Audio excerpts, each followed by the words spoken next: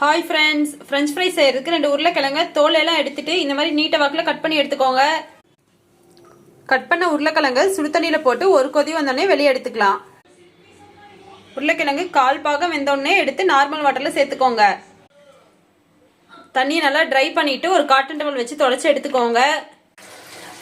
உருளைக்கிழங்குல கொஞ்சம் கூட ஈரப்பதம் இருக்கக்கூடாது. நல்லா ட்ரை ஆன உடனே 2 டேபிள் ஸ்பூன் கார்ன்ஃப்ளவர் சேர்த்து நல்லா மிக்ஸ் பண்ணிக்கோங்க.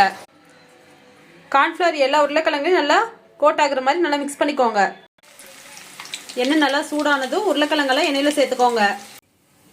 இப்போ உருளைக்கிழங்கு 1/4 பாகம் வெந்தோடனே வெளியே எடுத்துக்கோங்க. மீதி இருக்கிறது இந்த மாதிரி போட்டு பொரிச்சு எடுத்துக்கோங்க. ஃபர்ஸ்ட் டைம் வெளியே எடுத்ததை திருப்ப எண்ணெயில போட்டு பொரிச்சுக்கலாம். உருளைக்கிழங்கு நல்லா கோல்டன் ப்ரௌன் ஆனோடனே வெளியே எடுத்துக்கலாம். ஃப்ரெஞ்ச் ஃப்ரை மேலே கொஞ்சமாக உப்பு மிளகாத்தூள் சேர்த்து நல்லா மிக்ஸ் பண்ணிக்கோங்க. டொமேட்டோ கெச்சப் வச்சு சாப்பிடும்போது அட்டகாசமாக இருக்கும்.